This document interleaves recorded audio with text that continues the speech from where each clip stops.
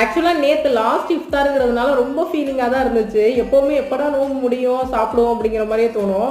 ஆனால் நேற்று பார்த்துக்கிட்டோம் அப்படின்னா ஐயோ முடிஞ்சு போச்சே வேறு மாதிரி இருக்குமே இனிமேல் லைஃப் ஸ்டைல் அப்படிங்கிற மாதிரி இருந்துச்சு. சரின்னு சொல்லிட்டு சிக்கன் குருமா இருந்துச்சு, அதை வச்சு வடை பஜ்ஜியெல்லாம் சாப்பிட்டுட்டு அதுக்கு வச்சு சட்னிலாம் ஊற்றி சாப்பிட்டுக்கிருந்தேன். வாட்டர் மெலான் 1 கிலோ 10 ரூபா தான் அப்படின்னு சொல்லியிருந்தாங்க. 6 கிலோ இருந்துச்சு, அதை வாங்கிட்டு வந்துட்டு அதுக்கடுத்து காலையில் பார்த்துக்கிட்டோம் அப்படின்னா இந்த போண்டா எல்லாமே பண்ணியிருந்தோம். அது போக பார்த்தோம்னா சிக்கன் குருமாவும் அதுக்கடுத்து இடியப்பமும் காலையில் சாப்பிட்டு முடிச்சுட்டு அதுக்கடுத்து பார்த்தோம் அப்படின்னா நைட்டே அம்மா வந்து வட்டலப்பெல்லாம் ரெடி பண்ணி வச்சுருந்தாங்க. நான் சாப்பிடையில ஒரு 11 மணி ஆயிடுச்சு.